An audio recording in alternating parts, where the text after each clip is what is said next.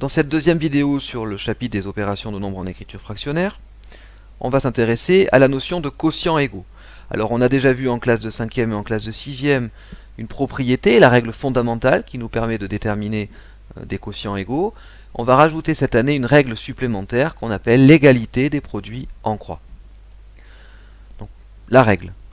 On ne change pas un quotient en multipliant ou en divisant par un même nombre non nul le numérateur et le dénominateur de son écriture fractionnaire. Donc ça c'est la règle que vous avez abordée en classe de 5e et en classe de 6e.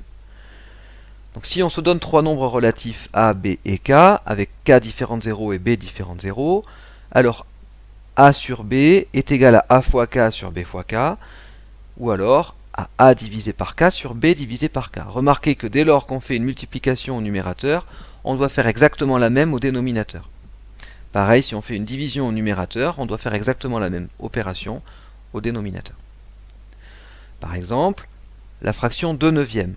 Bien, je peux décider de multiplier par 2 le dénominateur, mais dans ce cas, je dois aussi multiplier le numérateur par 2, et j'obtiens une fraction égale à 2 neuvièmes, qui est 4 18e. 3 neuvièmes, je peux aussi vouloir la simplifier, cette écriture, en divisant par exemple le numérateur et le dénominateur par 3. Si je divise le numérateur et le dénominateur de cette fraction par 3, j'obtiens 1 tiers, qui est donc la forme simplifiée de la fraction 3 neuvièmes. Propriété maintenant de quatrième, qu'on a vu en classe, l'égalité des produits en croix. Si A, B, C et D désignent 4 nombres relatifs, avec B différent de 0 et D différent de 0, eh bien si on a l'égalité de fraction A sur B égale C sur D, alors on peut en déduire que les produits en croix sont égaux, c'est-à-dire que A fois D est égal à B fois C. Et réciproquement, si on a A fois D égale B fois C, alors on peut en déduire une égalité de fraction, A sur B est égal à C sur D. Alors cette égalité des produits en croix va être très pratique pour vérifier que des quotients sont bien égaux. Par exemple, les fractions 17 quinzièmes et 221 1 sur 195 sont-elles égales? En l'état, il est difficile de simplifier ces fractions pour vérifier qu'elles sont bien égales. Donc on va appliquer l'égalité des produits en croix. On va multiplier 17 par 195 et 15 par 221. Et on va comparer les résultats. Alors d'une part, 17 fois 195 est égal à 3315. Et d'autre part, 15 fois 221 est égal aussi à 3315. On constate que les produits en croix sont égaux. 17 fois 195 est égal à 15 fois 221. Donc on peut conclure que la fraction 17 quinzièmes est égale à la fraction 221 sur 195. Deuxième exemple, les fractions 13 quatorzièmes et 167 182e sont-elles égales? Même chose ici, on va appliquer l'égalité des produits en croix, donc on va calculer le produit 13 par 182 et le produit 14 par 167. D'une part, 13 fois 182 est égal à 2366. D'autre part, 14 fois 167 est égal à 2338.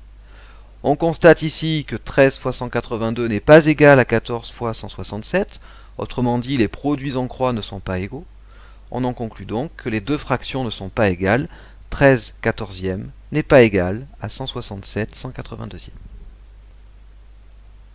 Alors pour déterminer le signe d'une fraction maintenant, quels que soient les nombres relatifs A et B avec B différent de 0, on a que moins A sur moins B est égal à A sur B. Et on a que A sur moins B est égal à moins A sur B est égal à, plus généralement, moins A sur B. Alors ça vient d'où? Ça vient de la règle des signes. Dans le premier cas, moins A sur moins B, on divise deux nombres de même signe, négatif. Donc, finalement, le résultat sera positif. Donc les deux signes moins ici ne servent à rien.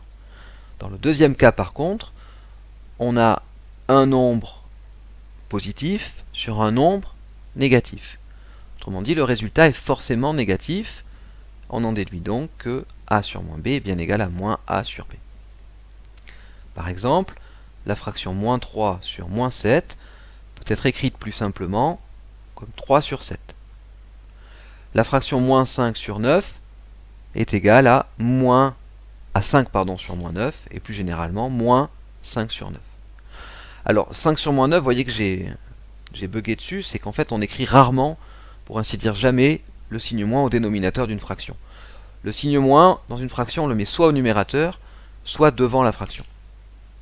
Donc on évitera de laisser un signe moins au dénominateur. On va maintenant voir comment on peut simplifier des fractions.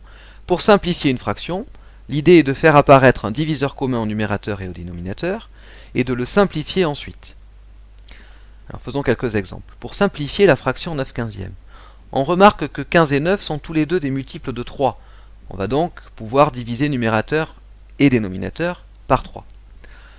Plutôt que de diviser ici, on verra l'utilité lorsqu'on fera des multiplications de fractions, on va décomposer numérateur et dénominateur dans les tables de multiplication. Ici, la table bien choisie, c'est la table de 3. 9 est égal à 3 fois 3, 15 est égal à 5 fois 3. Je peux simplifier par 3, il me reste 3 cinquièmes. Donc ma fraction 9/15e est égale à 3 cinquièmes. Deuxième exemple, moins 21 sur moins 14. Alors on va déjà éliminer le signe moins, puisqu'on a deux signes moins, donc on sait que la fraction sera positive. Donc plus simplement, c'est égal à 21/14e. 21 et 14 sont tous les deux dans la table de 7. Donc je peux les décomposer dans leur table de multiplication.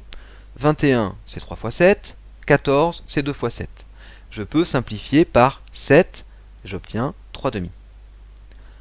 Enfin, moins 15 25e. Cette fraction, donc, il n'y a un seul signe moins, donc ça c'est bien égal à moins 15 sur 25.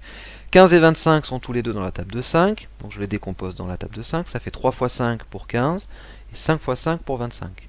Je simplifie par 5, il me reste moins 3 cinquièmes.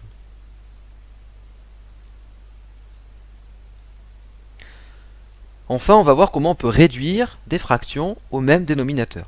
Les réduire au même dénominateur, ça veut dire tout simplement les écrire avec le dénominateur identique, un dénominateur commun. On peut donc écrire deux quotients avec le même dénominateur. Par exemple, pour écrire 2 cinquièmes et 7 dixièmes avec le même dénominateur, on remarque tout d'abord que 10 est un multiple de 5, puisque 10 est égal à 5 fois 2, donc il va suffire de multiplier numérateur et dénominateur de la première par 2 pour faire apparaître le dénominateur commun, 10. 2 cinquièmes est donc égal à 2 fois 2 sur 5 fois 2, c'est-à-dire 4 dixièmes. Et on garde notre fraction 7 dixièmes, on a bien écrit nos deux fractions avec le même dénominateur.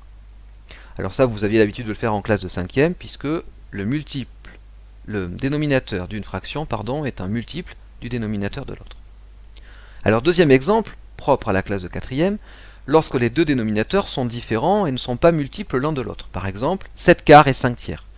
Comment faire pour écrire ces deux fractions avec le même dénominateur? L'idée ici est d'essayer de trouver un multiple commun à 4 et 3. Et on va essayer de déterminer le plus petit commun multiple. Donc on cherche le multiple commun à 4 et 3, donc on va énumérer les premiers multiples de 4 et les premiers multiples de 3. Les premiers multiples de 4 non nuls, différents de 0 évidemment, sont 4, 8, 12, 16, 20, 24, etc.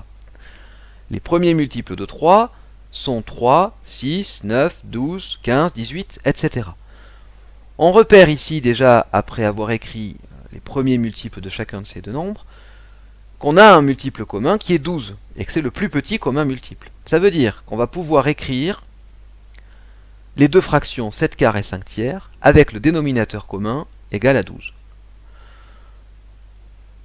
Pour transformer 7 quarts en 12e, transformer des quarts en 12e, on va donc multiplier 4 par 3, mais si je multiplie le dénominateur par 3, je vais aussi multiplier le numérateur par 3. J'obtiens donc 7 fois 3 sur 4 fois 3, c'est-à-dire 21 douzièmes.